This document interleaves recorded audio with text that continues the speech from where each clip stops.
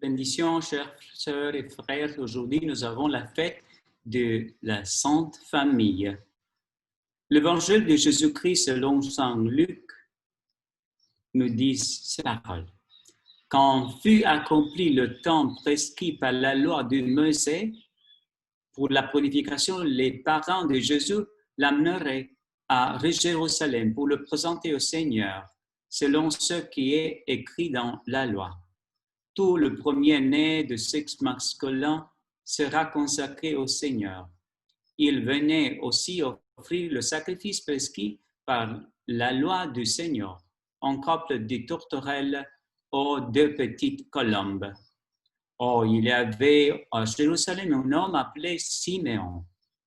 C'était un homme juste et religieux qui attendait la consolation d'Israël, et l'Esprit Saint était sur lui. Il avait reçu l'Esprit Saint d'annoncer qu'il ne se verra pas la mort avant d'avoir vu le Christ, le Messie du Seigneur. Sous l'action de l'Esprit Saint, Simeon vient au temple. Au moment où le parrain présente l'enfant Jésus pour se conformer au rite de la loi que le concerne, Simeon reçut l'enfant dans ses bras et lui bénit Dieu en disant: « Maintenant, ô Maître souverain, tu peux laisser ton serviteur s'aller en paix, selon la parole. Car mes yeux ont vu le salut que tu préparais à la face du peuple, lumière que se révèle aux nations et dont la gloire ton peuple Israël. » Le père et la mère de l'enfant s'étonnaient de ce qui était dit de lui. Simeon le bénit, puis il dit à Marie, sa mère: « Voici ce que cet enfant provoqua la chute et le relèvement de beaucoup d'Israël.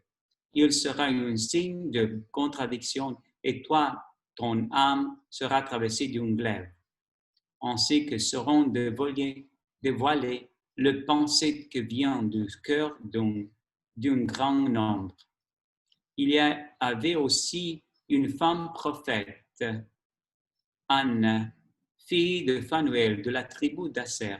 Elle était très avancée en âge. Après 7 ans de mariage, demeurée veuve, elle était arrivée à l'âge de 84 ans quand ne la éloignait pas du temple servant Dieu jour et nuit dans le jeûne et la prière.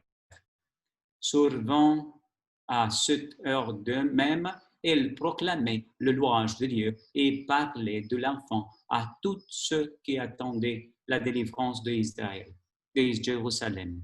Lorsque eux achevaient tout ce qui prescrivait la loi du Seigneur, ils retournaient en Galilée, dans leur ville de Nazareth. L'enfant lui grandissait et se fortifiait, rempli de sagesse, et la grâce de Dieu était sur lui. Acclamons la parole de Dieu. Chers sœurs, frères, ce évangile d'aujourd'hui nous dit comment est-ce que nous pouvons reçu à Jésus. Nous pouvons reçu à Jésus dans notre cœur.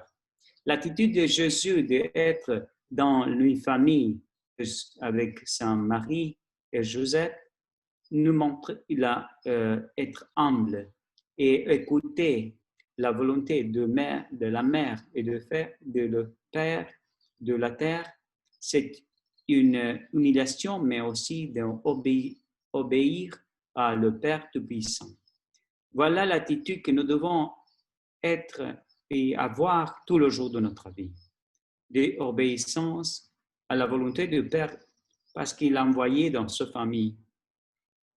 Comment est-ce que nous devons recevoir Jésus dans notre cœur, dans notre famille? Si tu es une mère avec joie et tu dois le partager à les autres avec joie.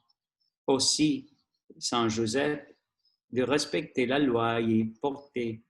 Et Simeon, c'est représentant de toute l'Église en disant, voilà, les enfants Jésus, tu es reçu de toute l'Église, de toute les personnes du monde entier. Là, une prophétesse représente aussi les personnes âgées, 84 ans et avec joie le reçu à Jésus. Qui a reçu Jésus, il a une famille. Aussi, s'il est veuve, aussi comme Siméon, et le bas enfant Jésus apporte une famille. Parce que quand il reçut Jésus, reçut le Père, le Puissant et l'Esprit Saint. L'Esprit, toute la famille de Dieu, la Sainte Trinité. Voilà la fête d'aujourd'hui en disant reçu Jésus, parce que si tu as Jésus, tu as la Sainte Famille, tu as une famille.